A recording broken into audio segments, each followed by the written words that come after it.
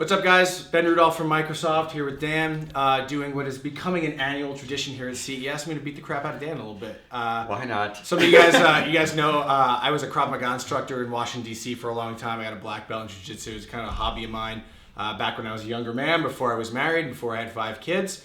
I watch MMA. So he watches. So we're gonna do a little bit of we're gonna talk a little bit more about choke from the front. So last year we talked about a choke from the front. This way we're gonna show you something a little bit different if you're getting pushed back. So Dan's gonna help me out here. He's gonna choke me because we're pals and that's what we do, right? And if I'm here, I can do that pluck and I can pull his hands off my neck.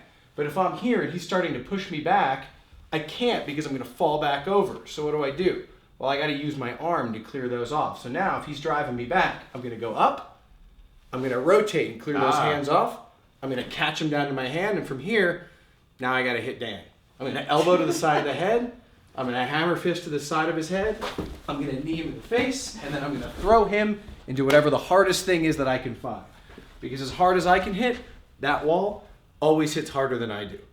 You want to give it a try? How long does it take you for a muscle memory for this to actually kick in? Because that's like obviously like a lot of thinking, a lot of scenarios, but like... You bet. So what I loved about Krav when I was teaching it is that it's very regimented. Okay. It's like step 1, step 2, step 3, step 4. And it's always address the threat, Right. control the opponent, counterattack, escape the situation. Okay. Always. Every single one. It's stop the guy from hurting you, Yep. counterattack to disable your opponent, finish them off, which is either like put them onto the ground, clear distance, run away, and then escape. Every single one. So for this one here, right? Yep. It's address the threat, clear and control, Yep. counterattack, boom, leave, and then I go. Okay. So you start to train yourself to think about like, all right, what's the threat? How do I address it? Sure. What do I need to do to incapacitate my opponent or at least clear distance so I can get away? Because anytime you get away safely is a win. Yep. And then how do I get out of that situation? Gotcha. So even for these things, I think the Krav is really, really good for those set pieces, right? You are being choked, here's how you get out of a choke. Gotcha.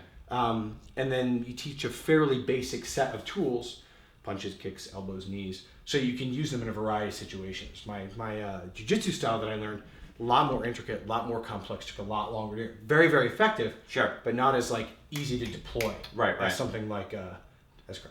Gotcha. Should we do it fast? Let's try Let's fast. do it fast. So Okay. we'll do it fast, and then I'll get you to the airport. Get out of here. Sounds good. All right, you ready? Yep. All right. And I'm up in the air. And I'm that's done. it. So, like always, not really official self-defense training. There's no substitute in Right. the world for going to find a school near you, whether it's karate, taekwondo, jiu-jitsu, Krav Maga. It's a great skill. Everybody should learn how to go do it. Thanks for hanging out at CES. Be safe. Take care, everybody.